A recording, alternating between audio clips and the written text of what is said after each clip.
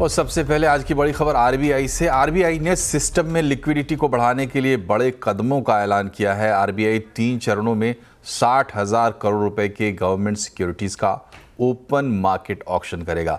RBI के कदमों का क्या होगा असर, ये बताने के लिए हमारे साथ जुड़े हैं यतीन मोता। बताएं यतीन, क्या क्या कदम उठा रही है आरबीआई और किस तरीके से लिक्विडिटी बढ़ाने में इससे मदद मिलेगी? देखिए, ये बहुत बड़ा कदम माना जाता है आरबीआई की तरफ से, क्योंकि पिछले दिन जो डेटा पॉइंट सजेस्ट कर रहे थे वो सिस्टम में 2.5 से 3 लाख करोड़ रुपए तक की लिक्विडिटी डेफिसिट की बातें कर रहे थे। तो कहीं ना कहीं सिस्टम में लिक्विडिटी कम होने के कारण चिंताएं थीं और उस चिंताओं को एड्रेस करने के लिए आज आरबीआई ने बड़ा ऐलान किया है। आरबीआई की जो बैठक होने वाली है फरवरी अगले महीने, उसके अंदर रेट कट की संभावनाएं थी, लेकिन ये रेट कट की मीटिंग के पहले ही एक बड़ा लिक्विडिटी मेजर जो है आरबीआई ने लिया है, जिसके तहत 3 चीजें वो करने वाले हैं। सबसे पहले ओएमओ ऑक्शन करने वाले हैं, यानी ओपन मार्केट ऑपरेशन के जरिए वो 60,000 करोड़ रुपए की सरकारी ट्रेजरी खरीदेंगे, जिसके कारण ये 60,000 करोड़ रुपए उपलब्ध कराए जाएंगे फाइनेंशियल इंस्टीट्यूशंस को। 30 जनवरी, 13 फरवरी और 20 फरवरी को ये कुल मिला के आरबीआई की तरफ से ऑक्शन होने वाले हैं। इसके अलावा 56 दिनों का वीआरआर यानी वेरिएबल रेपो रेट ऑक्शन भी होने वाला है, जिसके जरिए फरवरी 7 को लगभग 50,000 करोड़ रुपए मुहैया कराए जाएंगे।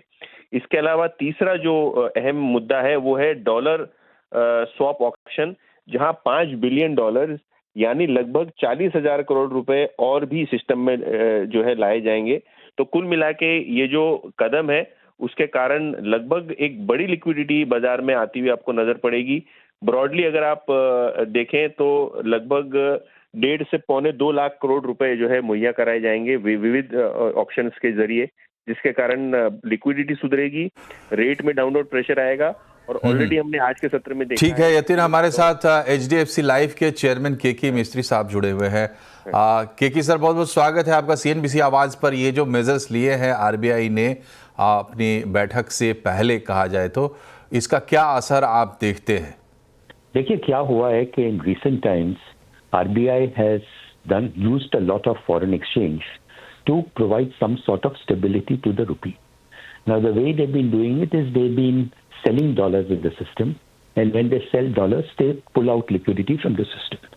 So because liquidity level in the system is low, liquidity system में कम है, लगभग 2.5 से 3 लाख करोड़ की deficit है, there is a need to inject liquidity into the system. So I think it's a very appropriate measure, very correct measure.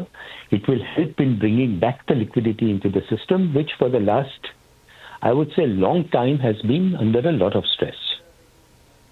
Ji KK sir, एक सवाल ये भी यहाँ लोगों के मन में उठ रहा है कि चूंकि मीटिंग होने वाली है एमपीसी की, तो इसको क्या माना जाए, उससे पहले रेट कट से पहले एक पुश है या उसका विकल्प भी हो सकता है आरबीआई की नज़र में?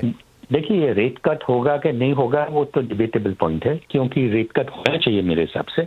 पर रेट कट करने से डॉलर में इतना स्ट्रेंथ आया है ग्लोबल मार्केट्स में कि अगर आपने रेट कट किया तो डॉलर पर और प्रेशर आ सकता, रूपी डॉलर रेट पे और थोड़ा प्रेशर आ सकता है। सो करे नहीं करे मालूम नहीं, but liquidity infusion is far more important.